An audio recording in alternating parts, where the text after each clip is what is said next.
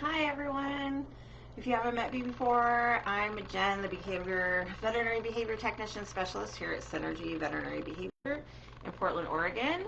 And this is my dog. Come here, Kevin. Sleeping. He's sleeping. Come here, Kevin. This is my dog, Kevin Bacon, Beef Supreme. Come here. Come say hi. There he is. He was taking a nap. Good job. Oh, Kevin, good boy. And today, because Kevin is such an expert camper and is super reactive, we're going to share our best tips on taking your reactive dog camping. It is something that we do every month from about March to October, and having Kevin has meant that we've had to be a little bit more aware of what we're doing when we go camping. Before we even hit the campground, yes, thank you. Good job, bud. Before we even hit the campground, we have to pick the right spot. Luckily, many campgrounds have maps and photos of the sites online, so you can get an idea of what you're getting. So choose a location that's a little secluded and has many natural barriers as possible. We try to avoid sites that are close to main areas like the garbage cans or the check-in, as well as those next to paths that lead to like the trails or the bathrooms. You know, those places that there's going to be a lot of people or a lot of dogs going in and out or by. You might also want to go at times when the campground will be less full of people and dogs. We are midweek campers, and this helps a lot. Another thing that we do is we take a trip around the campgrounds when we're there, and we mark out potential sites for future trips. This has been really awesome for planning ahead because, like I said, we are monthly campers, and we will oftentimes go back to the same campsite or campground every year. Because we're only camping for, about 3 days every month, we don't go super far. So we might hit the same place every single year, and we have our favorites, of course, on the coast. So, planning ahead and getting those good spots is really important. Now, one of the first things that we do when we get to our camp is to set up our physical and visual barriers, and this is really important. We use several X-pens to create a really big area that our dogs can hang out in and not have to be on a leash or a tether. I can't say how much I love X-pens enough. I love them. Even when we're not camping, I have them in my house. I have them outside of my house, blocking access to places. So they're really nice to just have around. They're not actually that big of an investment. You can get them pretty cheap. So you can get them anywhere from $30 up to like $60 for about an 8-panel pen. And they're really nice to have. I have about 6 of them.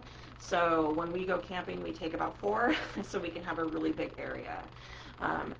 Even though we are going to have our big X-pen, if you have a dog that might be able to jump over an X-pen, I recommend always keeping them on leash. So far, we've been really lucky. We love Kevin. He's a little bit of a marshmallow brain, though, so he doesn't know that he can actually jump over the pen. So he luckily has not figured that out yet, so we don't have to really keep him on a leash all the time.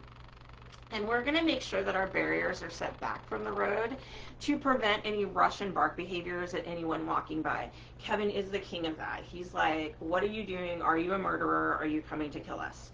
So he will rush and bark when people walk by. So we make sure that everything's set back away from, as much as we can, from the road where people are, so that we can be preventing that. Because when we have a reactive dog, prevention is a huge part of keeping them calm and making sure that we're not making things any worse. We're also going to use visual barriers, and we will use things like hanging tarps up on our pop-up shade. We'll use shower curtains to block view. I have 100% used my trailer and my truck to block view.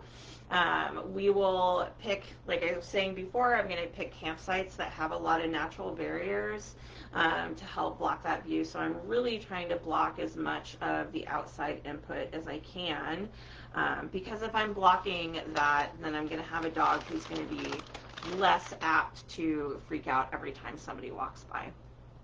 There you go, right, Kevin? Once our camp is set up, I go and say hi to the neighbors just to let them know that Kevin is reactive. He's a sweet boy, but he's reactive, and sometimes he cusses a lot. He has a foul mouth, and sometimes they can't stop him.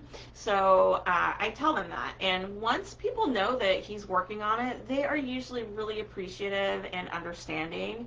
And they are often like, oh my gosh, thank you for telling me. Or they might say something like, hey, my dog has some problems too, so it's nice to know that, you know, this is going on and that you're doing something for it. So, you know, I just let it out there. I'm like, yeah, my dog, sometimes he's bad, but we're working on it. I also have some pop-up caution signs like the wet floor signs, except I have converted mine to have little whiteboard on them, so I can put notes on there that says, you know, reactive dog in this space, or Kevin is reactive, you know, we're working on it. Sometimes I'll put funny notes like Kevin may cuss at you, but he's not, you know, he's just got a foul mouth. And it's really helpful because people will oftentimes, when they see that, even when they just see the caution sign, they'll usually cross the road and give a bit more space. I've seen people even tell their children, like, hey, you guys, you know, everybody be quiet and ride your bikes over here because this dog might be scared. So, you know, I'm doing stuff like that to advocate for my dog because I want him to have a good time too. So while we're camping, you know, it is our time to relax and chill out, but we still have a reactive dog. So our management needs to remain intact. And that's just life with a reactive dog. So have an idea of how you're going to manage your dog while you're in your campsite. This might include having him attached to you on the leash or tethered to a spot so he doesn't patrol or rush at sounds.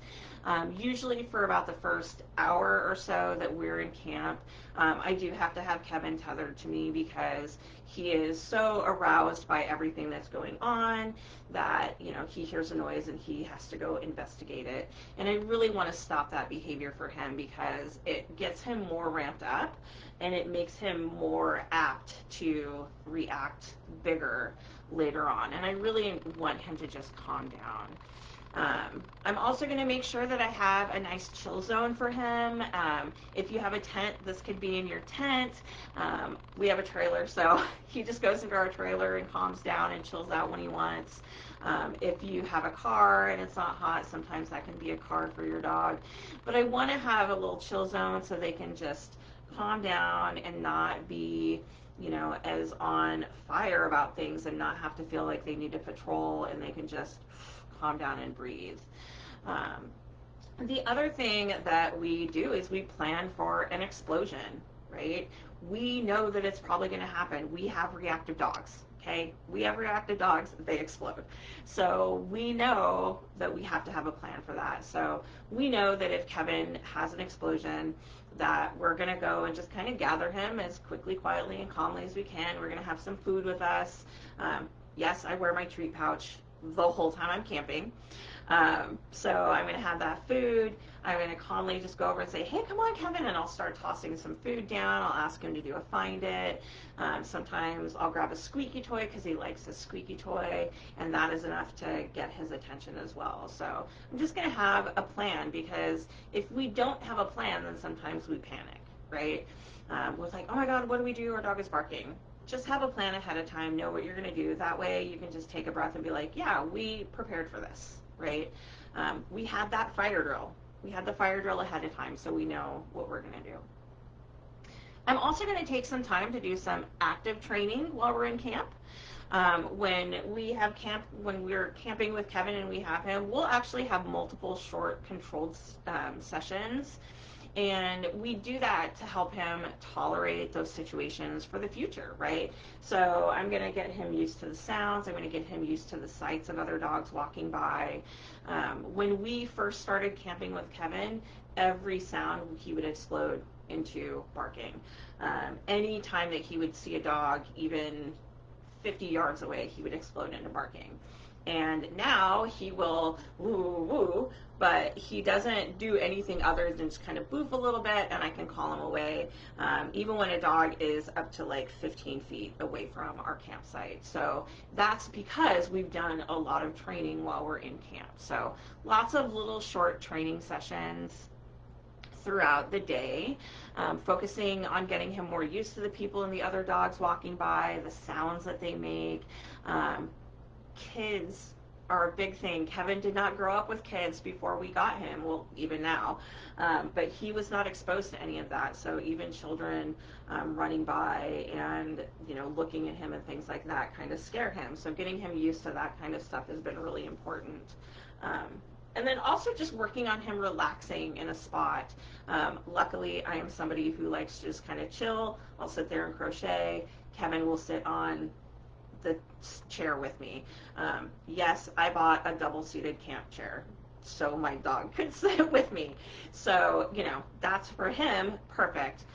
But he also has a mat if he wants to sit on a mat. But most of the time he sits in the camp chair with me, which is perfectly fine with me because I like to snuggle with him.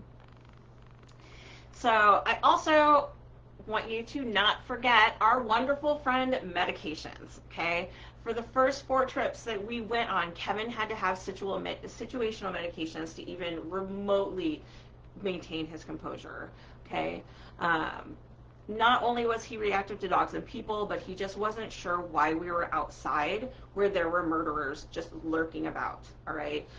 Before we got Kevin, he was raised in an apartment. He was never taken outside except to go to the bathroom. He was never exposed to any other people. So being outside is something that's really weird for him. And coming into a home where we're like outside and we go camping was even weirder for him. So the first few times that we camped, we did rely a lot on medication. So if your dog is really overwhelmed or is struggling, using medications to help them can be the difference between a successful trip and an unsuccessful one. And our goal should really be to make camping fun and enjoyable for the whole family. And sometimes medications can help facilitate that. So don't be afraid to use them, right? And we don't have to knock them out. I was not knocking him out. He wasn't a zombie. He was still able to comprehend things. He was still able to go on walks, go to the beach, hang out with us. He just was taken down a little bit. That edge was taken off to where he didn't feel like he needed to patrol. He didn't feel like, you know, everything was coming to get us. And that's a really important thing. So rely on medications if you need to, absolutely. Now we actually don't have to use his situational medications hardly at all. It's pretty rare when we do, when we're camping, because we've done it enough and we've done enough training that he just now is like, oh, okay, I guess we're camping now. So it's really nice. So finally, just go and have fun, okay? Having a reactive dog is really stressful, but camping with them does not have to be that stressful, okay? We do go and run on the beach, right? And we walk on the trails, but we do so in a long line. I have like a 50-foot long line that he always stays on when we're on the beach. It allows him to go crazy, and he does go crazy, don't you? You go crazy. He gets to go crazy and run and do all that fun stuff, but it allows us to make sure that he doesn't run off, that he is safe, that he's safe from other dogs, and that honestly other dogs are safe from him because, again, he's reactive. He has never bitten another dog. He has never bitten a person, but he might. And I do everything I can management-wise to make sure that that doesn't happen because I don't want him to have to go through that. So, you know, we have a lot of fun. We just manage it a lot. And you know what? We have a good lookout system. My husband and I are both always watching out for other dogs or other people. And when we see them, we have a plan like, oh, here comes a dog. Okay, well, we're going to come over here and, you know, we're going to feed him treats, or we're going to play a find it game, or we're going to play touch or whatever. So, you know, we have a really good system about how to handle those situations. Okay. And really, by the end of the day, when we get done with all the stuff that Kevin does, he is usually really exhausted, and he will oftentimes put himself to bed. So we'll just be sitting out by the campfire, and he will 100% just go into the trailer and we're like, good night, Kevin, and he'll just go to bed by himself because he's so tired. because he had a good time.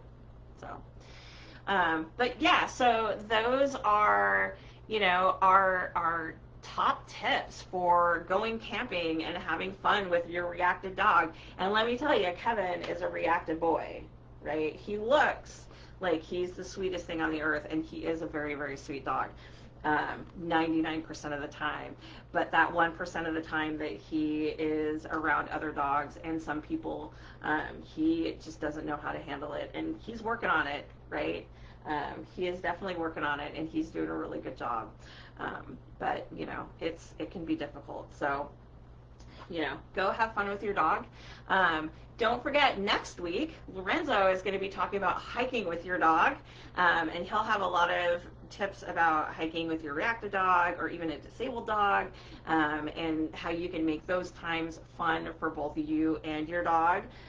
Kevin and I, we love to hike too, and that's certainly fun.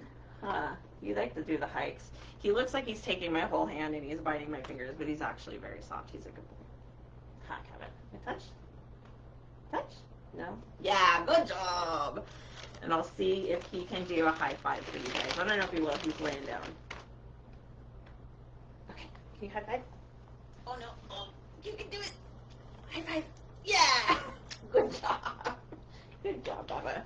All right, you guys, have a good night. And again, don't forget, Lorenzo is going to be doing hiking next week, next Tuesday. And we do these lives just about every single Tuesday. So keep them on your calendar. If you have any questions about my live tonight, have any questions about taking your dog camping, pop them below. I will certainly answer them. I tried to find pictures on my phone from camping, and all I could find is pictures of my kittens, which won't help with camping, but they're cute. So anyway, have a good night, you guys. Bye. Oh, thanks.